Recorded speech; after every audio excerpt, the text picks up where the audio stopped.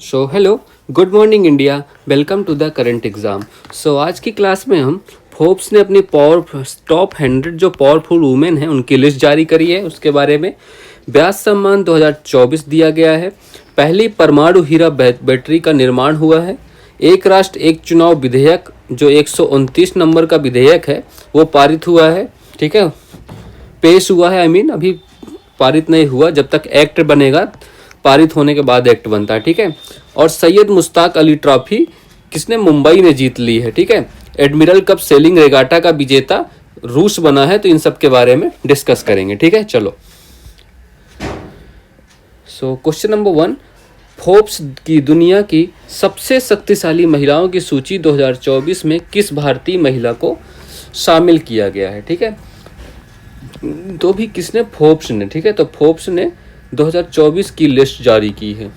जो टॉप 100 की जो महिलाएं हैं, टॉप 100 पावरफुल वुमेन। ठीक है, तो टॉप 100 पावरफुल वुमेन की लिस्ट जारी की है, जिसमें कुछ भारतीय महिलाओं को भी स्थान मिला है। ठीक है, अच्छा, इसमें पहले नंबर पे कौन है? फर्स्ट नंबर पे उर्सुला वॉन डोर। आपने इनका नाम कहाँ सुना है, ये मुझे बताओ।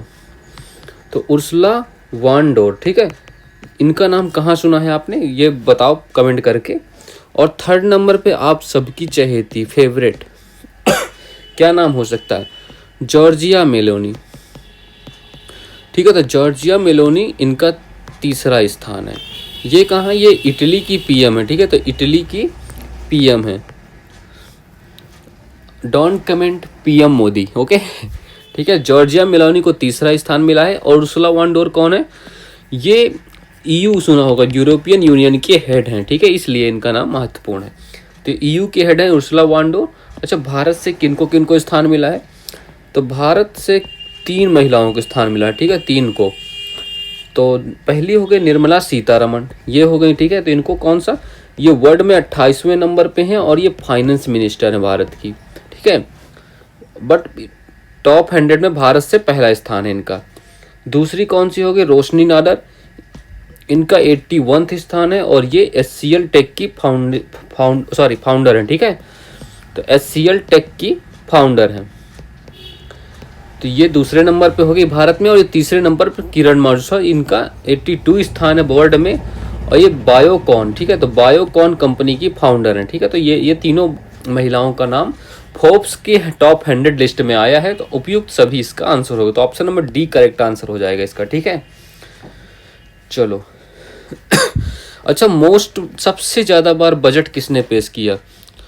ठीक है, ये तीनों महिलाएं हैं आपकी, आप देख लो। ठीक है, तो सबसे ज्यादा बजट किसने पेश किया है? ठीक है, अब स्वतंत्रता के बाद पहली बार किसने बजट पेश किया, ये भी बताओ। आफ्टर इंडिपेंडेंस, तो ये दोनों नाम बताओ मुझे। ठीक है, तो सबसे ज्यादा बार मोरारजी देसाई ने। ठीक है, तो मोरारजी ने सबसे ज्यादा बार बजट पेश किया। और आफ्टर इंडिपेंडेंस कौन थे फाइनेंस मिनिस्टर? के षणमुखम। ठीक है, तो के षणमुखम शेट्टी। तो के षणमुखम शेट्टी जी आफ्टर इंडिपेंडेंस फाइनेंस मिनिस्टर थे। ठीक है, चलो। हाल ही में भारतीय नौसेना में शामिल किया गया पहला सर्वेक्षण पोत कौन सा है? तो बताओ। तो INS संध्याक। ठीक है, तो INS संध्याक ये पहला सर्वेक्षण पोत है। अभी दूसरा भी शामिल कर गया है। दूसरे का क्या नाम है? INS निर्देशक। ठीक है, तो ये 2 सर्वेक्षण पोत शामिल किए गए हैं। ग्रैमी अवार्ड 2024 में ग्लोबल म्यूजिक एल्बम पुरस्कार से सम्मानित फ्यूजन बैंड शक्ति का संबंध है किससे है? तो ये शंकर महादेवन। ठीक है, तो शंकर महादेवन का इससे संबंध है। अच्छा, ग्रैमी अवार्ड और किसे प्रदान किया गया है? जाकिर हुसैन जी को। ठीक है, तो जाकिर हुसैन जी को भी ग्रैमी अवार्ड प्रदान किया गया है। इनकी अभी हाल ही में 15 दिसंबर को डेथ हुई है। अच्छा, इनको 3 अवार्ड, महत्वपूर्ण अवार्ड दिए गए। ठीक है, एक हो गया पद्मश्री, इनका ईयर बताना है कब दिया गया। पद्मश्री, पद्म भूषण। ठीक है, तो पद्म भूषण आप लोग कमेंट करके बताओ कब दिए गए ये पुरस्कार। और पद्म विभूषण, ये 3 अवार्ड इनको मिले हैं। तो ये कब कब मिले हैं इनको? तो 1988 में पद्मश्री मिला। पद्म भूषण कब मिला? 2002 में। ठीक है, 2002 में पद्म भूषण मिला। और पद्म विभूषण कब मिला? 2023 में। ठीक है, तो 2023 में पद्म विभूषण मिला।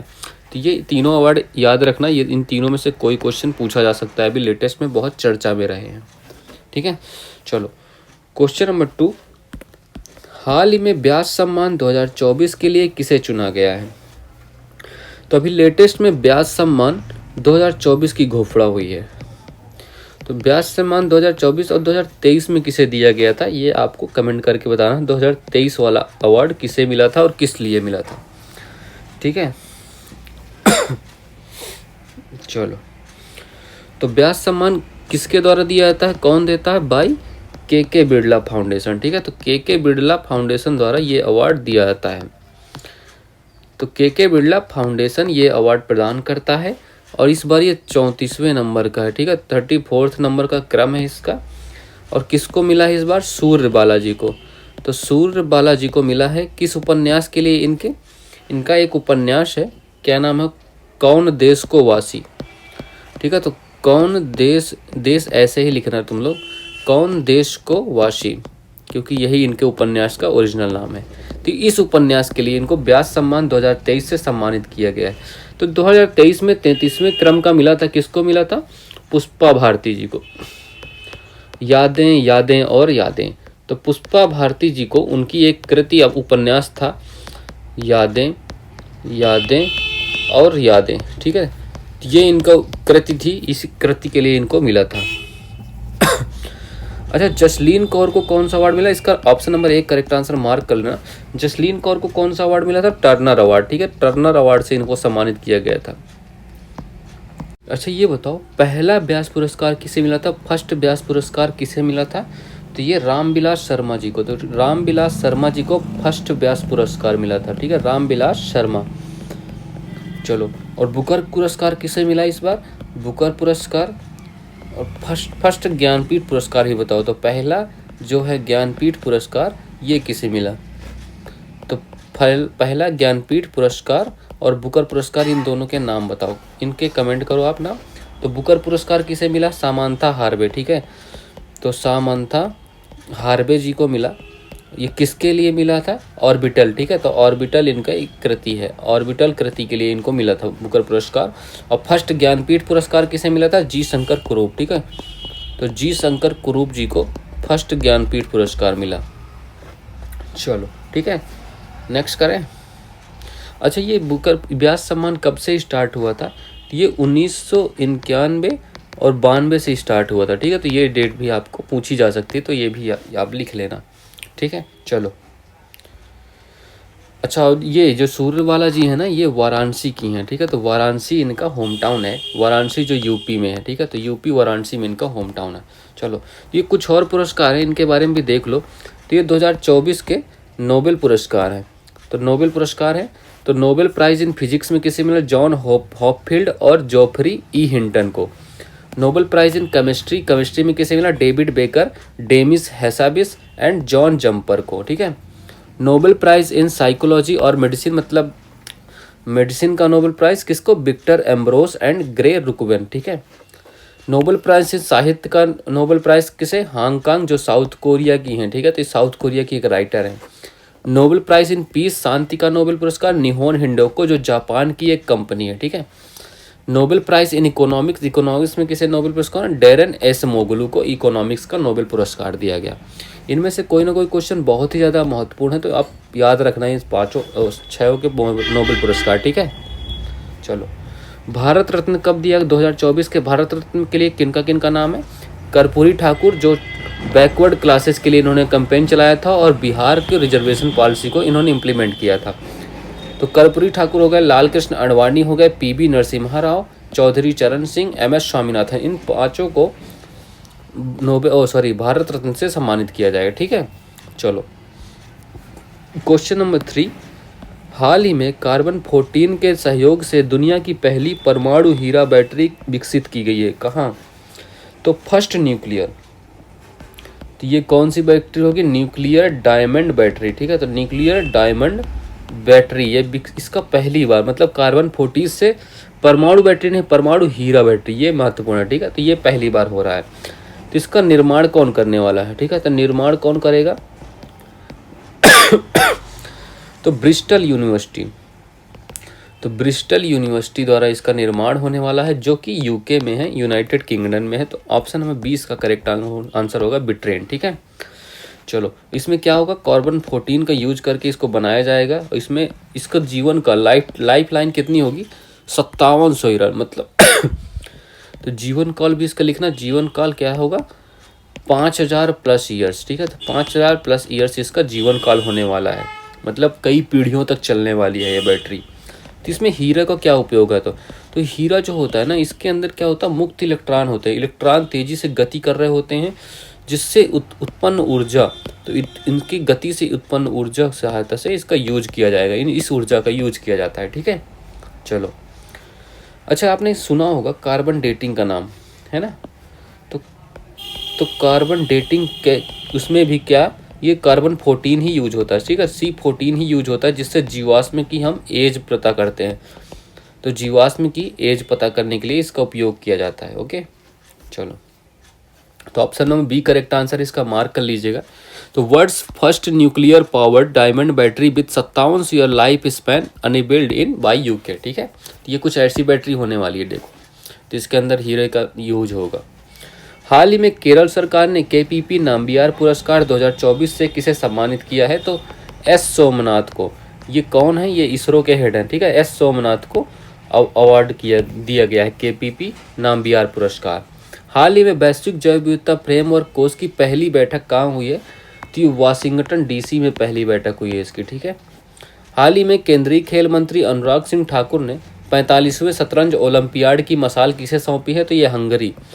ठीक है, तो हंगरी को सौंपी गई थी, जो बुडापेस्ट में इसका आयोजन हुआ। और इसमें विजेता कौन रहा, तो इसमें भारत विजेता रहा, भारत। ठीक है, तो भारत इसमें मेल और फीमेल दोनों कैटेगरी में भारत ही विजेता रहा इसमें। ओके, चलो नेक्स्ट क्वेश्चन नंबर 4, हाल ही में लोकसभा में पेश 129वां संविधान संशोधन का संबंध किससे है। मोस्ट इंपॉर्टेंट क्वेश्चन, 100% आपके एग्जाम में बनने वाला है ये क्वेश्चन। ठीक है, तो 129वां बिल आया है अभी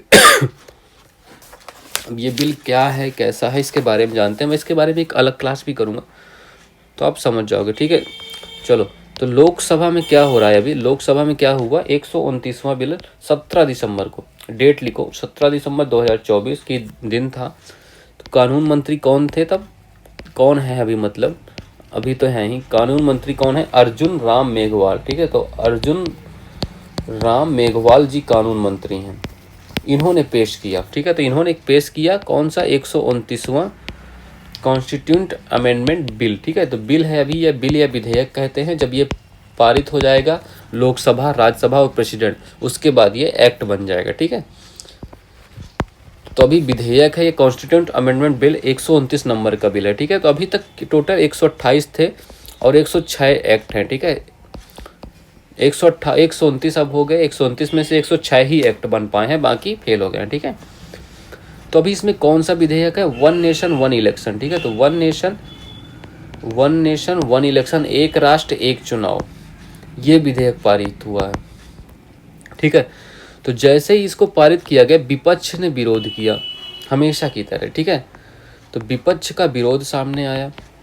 विपक्ष ने कहा क्या कहा कि पहले वोटिंग करो, तो पहले वोटिंग करो, उसके बाद वोटिंग में अगर डिसाइड होता है, मेजॉरिटी आती है, तो उसके बाद ये पेश किया जाएगा। ऐसा पहली बार किया गया, किसी बिल को पेश करने के लिए ही वोटिंग करा ली गई। ठीक है, तो इसमें क्या हुआ, इलेक्ट्रॉनिक वोटिंग हुई। ठीक है, तो इलेक्ट्रॉनिक वोटिंग हुई, इसमें वोटिंग में का रिजल्ट क्या रहा, कितने लोगों ने एस कहा, तो एस कहने वाले 269 लोग थे और नो कहने वाले भी 198 लोग थे। तो मेजॉरिटी आई और ये बिल पेश किया गया। ठीक है, बिल को पेश किया गया, इसके बाद इसको JPC कमेटी में भेज दिया गया। ठीक है, JPC क्या मतलब होता है, जॉइंट पार्लियामेंट्री। ठीक है जॉइंट पार्लियामेंट्री कमेटी। ठीक है, तो ये इसका ये फुल फॉर्म है। इसमें 31 मेंबर हैं, 31 मेंबर, इसमें प्रियंका गांधी भी शामिल हैं। ठीक है, तो 31 सदस्यीय ये कमेटी बनी और इसमें इसको भेज दिया गया है। अब रिव्यू किया जाएगा इस बिल को। ठीक है, तो ये कुल कहानी रही। तो option number D correct answer होगा, एक राष्ट्र एक चुनाव विधेयक का संबंध है 129वें अमेंडमेंट एक्ट से। ठीक है, ये याद रखना है, ये नंबर बहुत जरूरी है आपके लिए। चलो ये देखो अर्जुन राम मेघवाल जी अपने कानून मंत्री है। One nation one election bill introduced in Lok Sabha with 269 votes in favour, ठीक है, यही जो एस कहने वाले लोग थे। अच्छा, इन्होंने एक कहा कि एक आर्टिकल जोड़ा जाएगा, आर्टिकल 82A जोड़ा जाएगा। इसमें क्या लिखा जाएगा? लोकसभा एंड विधानसभा के चुनाव एक साथ होंगे, ठीक है। तो लोकसभा एंड विधानसभा के चुनाव एक साथ होंगे, ये इन्होंने कहा कि ऐसा ये आर्टिकल जोड़ा जाएगा। इन्होंने पहले से बता दिया। वैसे तो बहुत चेंजेस होने वाले हैं, लेकिन ये इन्होंने पहले बता दिया। तो ये है क्या? वन नेशन वन इलेक्शन जो बिल है, इसके लिए कौन सी कमेटी बनी थी? रामनाथ कोविंद, ठीक है। ये दिख नहीं रहा क्या आपको? चलो इससे करते हैं। तो रामनाथ कोविंद जी, कोविंद कमेटी के, रामनाथ कोविंद समिति, ठीक है। तो रामनाथ कोविंद, अरे यार ठीक से लिख लो इसको। तो रामनाथ कोविंद, ये भी पूछा जा सकता है, रामनाथ कोविंद समिति से संबंधित है ये। तो कौन सी समिति थी? रामनाथ कोविंद समिति, ठीक है। इसमें क्या कहा गया था? चुनावी खर्चा कम करने के लिए, चुनावी खर्चा कम हो जाएगा और कार्य में तेजी से होगी। जो आचार संहिता लगती थी ना, हमेशा चुनाव ही चलते रहते थे देश में, तो उसको भी तेजी से किया जाएगा, कार्य में तेजी लाने के लिए। तो इन सबको बताया गया, ठीक है। तो ये सब वन नेशन वन इलेक्शन के फायदे हैं। अच्छा, 128 नंबर का क्या है? 128 नंबर का एक बिल है, ये किससे संबंधित था? नारी शक्ति वंदन से, ठीक है। तो नारी शक्ति वंदन, अब ये 29 नंबर का है, तो इसको भी याद रखना आप। चलो, भारत की पहली हेलीकॉप्टर आपातकालीन चिकित्सा सेवा कहाँ प्रारंभ होगी? तो ये उत्तराखंड में प्रारंभ होगी, ठीक है। हाल ही में इसरो ने मौसम उपग्रह इनसैट 3DS को किससे लॉन्च किया था? तो ये GSLV, तो GSLV F-14 से लॉन्च किया गया था, ठीक है, ये इनसैट 3DS को। हाल ही में 58th ज्ञानपीठ पुरस्कार से सम्मानित करने की घोषणा हुई थी, किसको किसको मिला? तो एक तो रामभद्राचार्य जी हो गए, रामभद्राचार्य, और दूसरे गुलजार साहब हो गए, ठीक है। तो इन दोनों को मिला ये अवार्ड।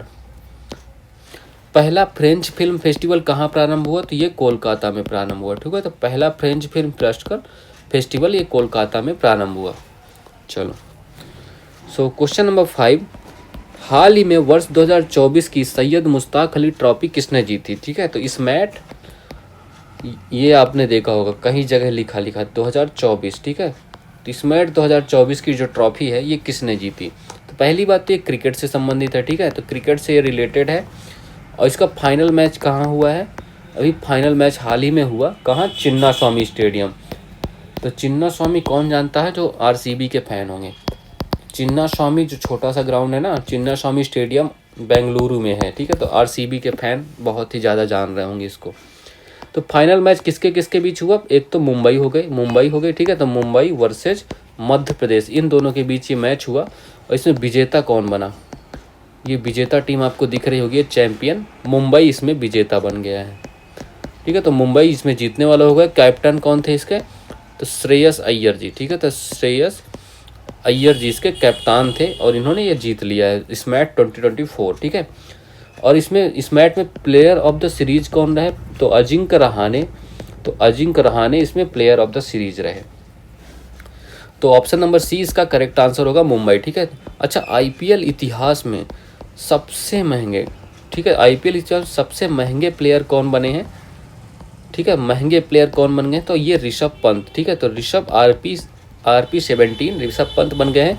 इनको लखनऊ सुपर जायंट टीम ने खरीदा। लखनऊ की टीम ने कितने में? 27 करोड़ रुपए में, ठीक है। 27 करोड़ में एक प्लेयर को खरीदा इन्होंने। चलो ठीक है, इसका आंसर करते हैं। हाल ही में प्रवासी, अच्छा ऑप्शन मार्क कर लिया ना, ऑप्शन नंबर सी, ठीक है, मुंबई जीती है इस मैच। तो हाल ही में प्रवासी प्रजाति संरक्षण सम्मेलन कहाँ आयोजित हुआ है? तो ये उज्बेकिस्तान में आयोजित हुआ है, ठीक है। तो उज्बेकिस्तान में इसका आयोजन हुआ। हाल ही में BPCL किस भारतीय हवाई अड्डे पर देश का पहला हरित हाइड्रोजन संयंत्र स्थापित करेगा? तो ये कोच्चि हवाई अड्डे पर, ठीक है, जो कोच्चि केरल में है। तो कोच्चि में ये स्थापित होने वाला है, ठीक है। चलो, क्वेश्चन नंबर 6, हाल ही में केरल में आयोजित एडमिरल कप सेलिंग रेगाटा का 13वां संस्करण किसने जीता?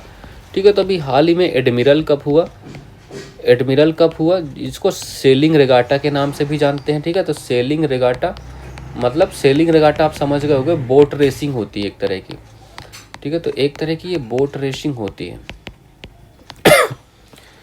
इसमें अभी कौन आयोजन करता है, इसका आयोजन किसके द्वारा किया जाता है, तो इंडियन नेवी द्वारा इसका आयोजन किया जाता है। ठीक है, तो इंडियन नेवी इसका आयोजन करती है। और होस्ट कहाँ हुआ है इसका आयोजन, तो INA का, इंडियन नेवल एडमिनिस्ट्रेशन का एजियाल। ठीक है, तो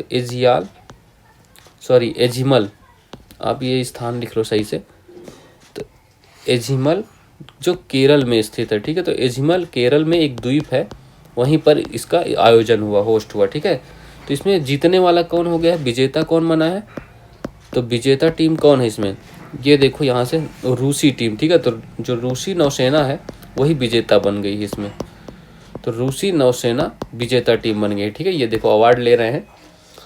ठीक है, और इसका क्रम कौन था, ये 13 नंबर का इसका क्रम था, तो ये भी याद रखना। तो option number B correct answer हो जाएगा। तो एडमिरल कप किसने जीता, रूस ने। ठीक है, रूसी नौसेना ने एडमिरल कप जीत लिया है अभी हाल ही में। चलो, मोबाइल वर्ल्ड कांग्रेस 2024 कहाँ प्रारंभ होने वाली है, तो ये स्पेन में प्रारंभ होने वाली है। ठीक है, तो स्पेन में ये मोबाइल वर्ल्ड कांग्रेस प्रारंभ होगी। दुनिया की पहली वैदिक घड़ी का उद्घाटन कहाँ होगा, तो ये उज्जैन में, महाकाल की नगरी उज्जैन दुनिया की पहली वैदिक घड़ी का उद्घाटन होगा। हाल ही में FATF का नया अध्यक्ष किसे घोषित किया गया है, तो मैक्सिको में घोषित किया गया है। ठीक है, तो मैक्सिको को नया अध्यक्ष इसका घोषित किया गया है। हाल ही में देश के लोकपाल पद पर किसे नियुक्त किया गया है, तो अजय मानिक राव। ठीक है, तो अजय मानिक राव जी को लोकपाल पद पर नियुक्त किया गया है। ठीक है, चलो, so that's all for this class. I think आपको सब कुछ समझ आ गया होगा। तो लाइक करो, सब्सक्राइब करो and share to your friends. ठीक है, अपने दोस्तों को शेयर करो ज़्यादा से ज़्यादा जितना हो सके। ठीक है, सो हैव अ गुड